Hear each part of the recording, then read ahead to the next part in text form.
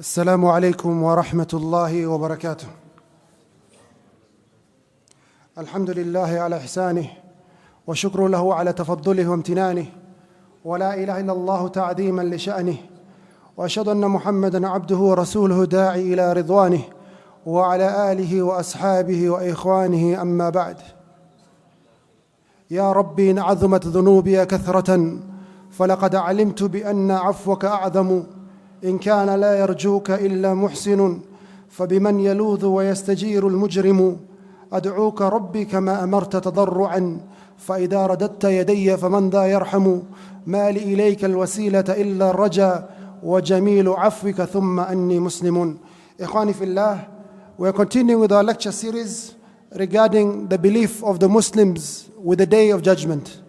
We are taking the second book of our series, the death and the grave and the Hayat al-Barzakhiyah. Our lecture for tonight, Ikhwani Fillah, is a continuation of the previous lecture where we're looking at the evil end that Allah subhanahu wa ta'ala, we ask Him to protect us from. Ikhwani Fillah, Allah subhanahu wa ta'ala, He says in the Quran, in Surah Al-Hashr, verse number 16, Allah subhanahu wa ta'ala, He says, كَمَثَلِ الشَّيْطَانِ إِذْ قَالَ لِلْإِنسَانِ اكْفُرْ فلما كفر قال إني بريء منك إني أخاف الله رب العالمين. He says the example of the hypocrites is like that of shaitan. إذ قال للإنسان اكفر, when he says to a person disbelieve, قال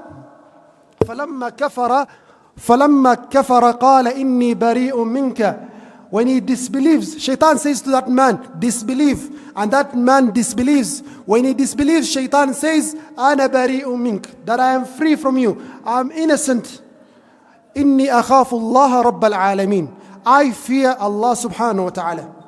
What is, Ikhwani Fillah, the story behind this verse of Surah Al-Hashr, verse number 16 and verse number 17 of this surah? When I was revising, Ikhwani Fillah, and searching for examples of an evil end, I remembered this story of this surah and I revised it, and subhanallah, it is one of the scariest stories you can ever hear. It scares you, Ikhwani Fillah, to the core. What is the story of Surah Al-Hashr? What is the story of Barsisa, the worshipper? This is our lecture for tonight as we continue our lecture series regarding the evil end. Before we start the story of Barsisa, Ikhwani Fillah, that will be the last. There's something wrong with the microphone, huh? We continue our story of Barsisa. We look at other stories quite fast. Abdul Aziz ibn Abi Dawood, he says, I was present when it was said to a man on his deathbed, say, La ilaha illallah. فقال في آخر ما قال, and his last word was, هو كافر بما تقول. This man, his name was Abdullah or Muhammad. He'd say to him, say La ilaha illallah. And the very last word he says, هو كافر بما تقول. He has disbelieved, or I have disbelieved in that which you say. ومات على ذلك, and he died upon that state. وكان مدمن الخمر, and he used to be an alcoholic. Example number 2 mentioned by the scholars, he says, وشاب آخر كان صادا ونادا عن الله سبحانه وتعالى وحالت به سكرات الموت. A young boy, he was very disobedient to Allah subhanahu wa ta'ala. Then the سكرات الموت comes to him. وجاءت سكرة الموت بالحق. It comes to him, the death that all of us have been promised. His colleagues say to him, قل لا إله إلا الله. Say La ilaha illallah. He refuses. He speaks every single word, ولا يقولها, and he does not say التوحيد. He does not say La ilaha illallah. فكان آخر ما قال أعطوني مصحفا. From his last words he says, give me a mushaf, give me a mushaf. فاستبشروا وفرحوا. His colleagues were very happy and they took this as a good ending and they gave him the mushaf. فرفع المصحف, and he carried the mushaf. وقالوا أيها الناس اشهدوا أني كفرت برب هذا المصحف. bear witness that I have disbelieved in the Lord of this Mus'haf, وَمَاتَ عَلَى ذَلِكَ. وشاب في السكرات الموت يقال له قل لا إله إلا الله. Another young man, it say to him on his deathbed, say La ilaha illallah. He says to his colleagues, his companions, أعطوني دخانا, give me a cigarette. They say to him, قل لا إله إلا الله تختم بها. Say La ilaha illallah, you die upon that state. He says, أعطوني دخانا, give me a cigarette. He says, أنا بريء منها, I am free from that word. أعطوني دخانا, give me a cigarette. ولم ينطق بالشهادة ومات على تلك الكلمات. I did not say the words of La ilaha illallah, and he died upon that state. Another man, رجل عرف بحبه للأغاني وترديدها. A young man was known with his love of music and repeating music. فلما حضرته الوفاة, when death came to him, قيل له, it was said to him, قل لا إله إلا الله, say لا إله إلا الله. فجعل يهدي بالغناء. He was only repeating dan dan dan dan. ولم ينطق بالتوحيد. He continued repeating those bits and he died upon that state. ولم ينطق بالتوحيد. I did not say لا إله إلا الله. Another man, إخواني في الله, was a conductor in the route in Yemen from Ta'iz to Sana'a. He was a conductor. فلما حضرت الوفاة, he was in an accident. Then the people come to him. Sakarat al-Maut is clear on his face that this man is dying. They say to him, La ilaha illallah. And all he can say is, Baqi nafar, Baqi nafar, Beba moja, Beba moja. Only one remaining to fill the bus. ولم ينطق بالتوحيد ومات على ذلك. وهذا ذكره القرطبي رحمه الله في كتابه تذكرة, يقول أن رجلا أسيرا مسلما.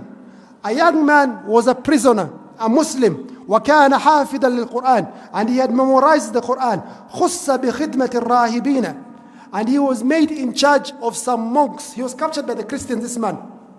Muslim, عابد, حافظا للقرآن. He has memorized the entire Quran.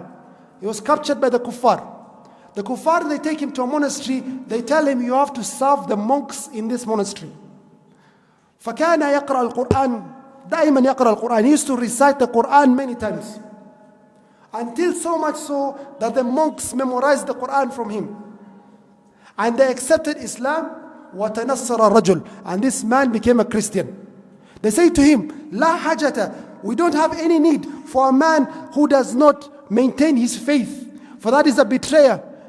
Go back to your faith. And he refused, and he refused, and he remained upon Christianity, as mentioned by Imam al-Qurtubi, and he died upon that state. And the monks who were Christians, they became Muslims.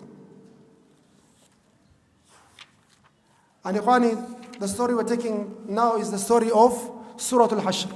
Allah subhanahu wa ta'ala says in the Quran, كَمَثَلِ الشَّيْطَانِ إِذْ قَالَ لِلْإِنسَانِ اكْفُرْ فَلَمَّا كَفَرَ قَالَ إِنِّي بَرِيءٌ مِّنْكَ إِنِّي أَخَافُ اللَّهَ رَبَّ الْعَالَمِينَ فَكَانَ عَاقِبَتَهُمَا أَنَّهُمَا فِي النَّارِ خَالِدَيْنِ فِيهَا وَذَلِكَ جَزَاءُ الظَّالِمِينَ. Imam al-Qurtubi rahimahullah and others, they mentioned the following story of Barsisa, the worshipper. Barsisa is from Bani Israel. Barsisa is from Bani Israel. This man, Ikhwani fillah, was a worshipper of Allah subhanahu wa ta'ala. كان صواما قواما. He used to fast his days, and he spent all his days in ibadah. في صومعته, he had a monastery or his own prayer place or his own church or his own synagogue. He had a place of worship that was specific for him. This man, Ikhwani fillah, 70 years, he never disobeyed Allah subhanahu wa ta'ala. حتى يئس الشيطان منه. Even the shayateen, they were complaining and fighting amongst each other. Why are you not able to misguide Barsisa, the worshipper? حتى أخذ ملفه الشيطان الأكبر إبليس. Until even Iblis, la'natullah alayh, the head of the shayateen, he took this file.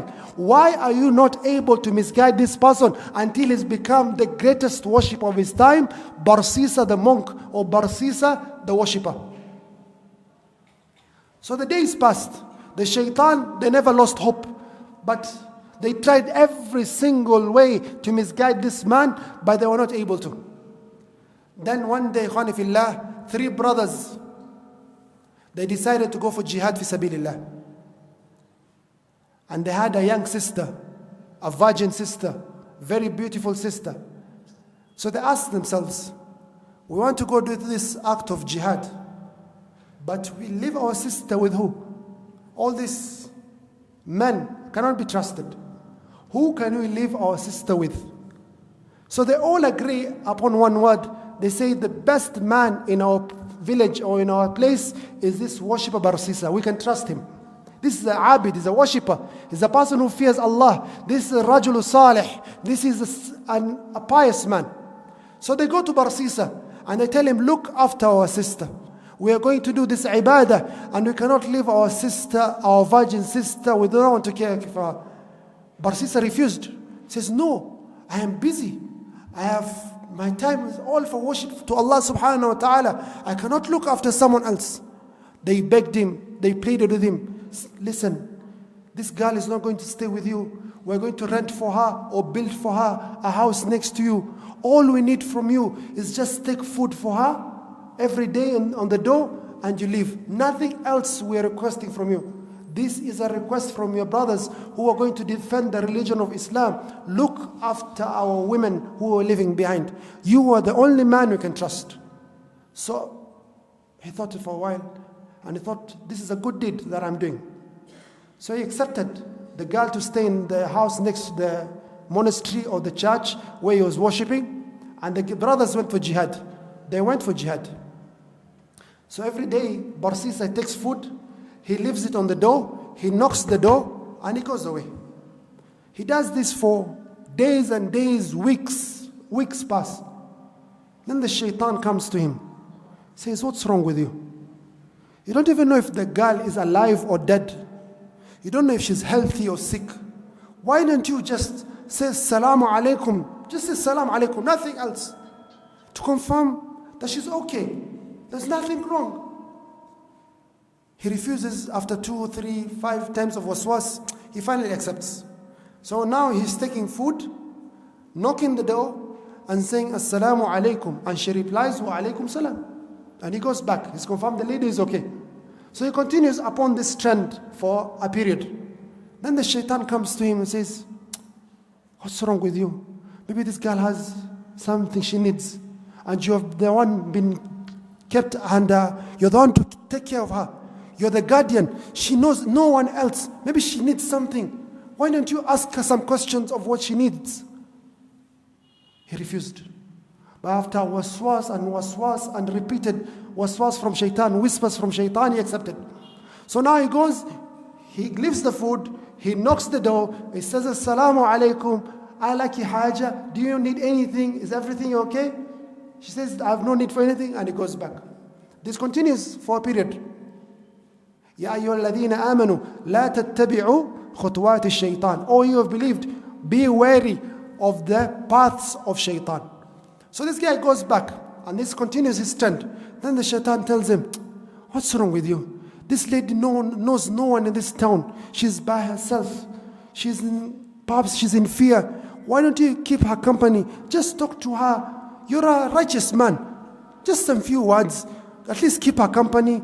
Let her not remain bored. Let her at least give us some words of advice. Maybe you give us some wa'adh. Maybe you give her some hadiths or something. It's a good idea. So he goes, knocks the door, gives the food, assalamu alaikum. He starts asking questions, he starts talking to the lady. Then they continue talking. Then after a while the shaitan comes to him and says, boss, now the people have started talking. You know you're talking outside the door, min wara al-hijab. Yes, you have kept your respect, but these people are not understanding your intentions. They think you as the worshipper, the one we look up to, is talking to a lady most of his day. What manners is this? Kazi yake tu ni kuongea na wanawake. And people have started talking about you. Do this. You are a righteous man. She's a good lady. Nothing is going to happen. Just enter the room, at least sit near the door, and you talk to her from there. And the people will be saved from talking about you. Let people not fall into sin because of you. Shaitan comes to you in the way of obedience to Allah subhanahu wa ta'ala. This man, he says, it's a good idea. So he starts entering, starts talking to her, starts conversing with her, starts being in private with her. And the Prophet ﷺ says that if two people are in private together, a man and a woman, the shaitan is the third of them. So he starts conversing. Conversation becomes touching. Touching becomes kissing. Hatta waqa alayha. Until he fornicated, he committed zina with her. Just once. And he regretted it so much. And he rushed back to his prayer place. And he started worshipping Allah subhanahu wa ta'ala. And repenting to Allah. And he got back. He deleted all these things from shaitan. He went back to the first thing he used to do. Just leave the food on the door. And nothing else. A few weeks passed. 6 weeks, 8 weeks. The lady says, Ana hamil. I am pregnant. Says, Inna lillahi wa inna raji'un. He doesn't know what to do. This is shame. She's pregnant. What do I do? Continue giving the food. Let me not think about it. Continue worshipping, repent to Allah. I keep the food. So he leaves the food over there. بعد 9 أشهر, she says, قد أنجبت ولدا. I have given birth to a son. Now, what do I do? I made her pregnant. She's given birth to a son. Now this really occupied his mind. He thinks of what to do. Shaitan comes to him and whispers to him, she has no evidence that you slept with her. She has no evidence that you did anything with her. The only evidence there is that child. You have to finish off that child. So the shaitan gives these whispers until it settles in the heart of this man, Barsisa, the worshipper. And he says, let me take the child. He goes to the room, takes the child, goes to the desert, takes out his knife and slaughters the child and buries the child. He goes back. The shaitan comes to him. What's wrong with you? You killed her. You think the mother will keep quiet? The mother is going to talk. Are you crazy? She's going to talk. What do you think the brothers will do to you? Those mujahideen, soldiers of Allah. They're going to fight. You think a weak person like you can do anything to them? You're going to be in great harm. And your name is going to be spoiled in society. The worshipper did all these things. Zina, wala yaznun, then qatl. الذين لا يقتلون النفس التي حرم الله إلا بالحق. You've killed, you've committed zina. The two worst sins in Islam. Only shirk is above it. He says, you have to kill the lady. You've killed the child. What is a lady? So he goes, he takes the lady, kills the lady, and buries her at the same spot he buried the child, and puts a rock over the burial place. And he goes to his worship place. After a few months, the brothers, they come back. They go straight to the house to meet their sister they have not seen for ages, years maybe. But the sister is nowhere. Where is our sister? They go to the worshipper, Barsisa. What happened to our sister? Where is our sister? He says to them, أَعْظَمَ اللَّهُ أَجْرَكُمْ. May Allah give you a reward. Your sister was sick. I took a lot of care of her. I gave her medicines, but she passed away and I buried her already. May Allah forgive her and forgive you and accept your good deeds. They thanked him. They cried. And they went back to the house. Is this the end of the story? They sleep at night. The shaitan comes to them at night. The shaitan comes to them at night. And they all see a similar dream. Why the shaitan tells them, my friends, the story you're told by that guy is not the truth. The story is as follows. And he tells them the full story. And if you want the evidence for this, go this road, take a right, take a left. That spot, you shall find your sister and her child buried on that exact spot. They woke up in the morning. The young one says, Wallah, yesterday I saw a very bad dream. I saw this and this. The second brother says, I saw the same dream. The third brother says, I saw the same dream. All three of us have seen the same dream. There must be some reason, or it has to have some foundation. Let us go find out if this is true. So they go to the exact spot and they find, after they dig their grave, their sister and a child next to their sister. Slaughtered. Not died of a disease. Slaughtered like how the sheep are slaughtered. And they understood. They went straight for Barsisa. They took him out of his worship place, his prayer place. They beat him up thoroughly. they destroyed his entire prayer place, and they informed the people what this worshipper, what this person who was pretending to be a worshipper, a person who's fearful of Allah. They told them the story of this man, the story of Barsisa. How much shame did this man feel? All the insults, the spitting, and people accusing him. And this man was looked up in society as the best of society. Now he's been looked at as the filth, as the dirtiest person in society, a person who committed not only zina, but killed 2 innocent souls. What embarrassment did this man feel? When this man was in his weakest, the shaitan came to him in his true face and said, I am the one who did this all to you. And no one else can save you apart from me. I did this from day one, it was me. And I have succeeded, I am done with my mission.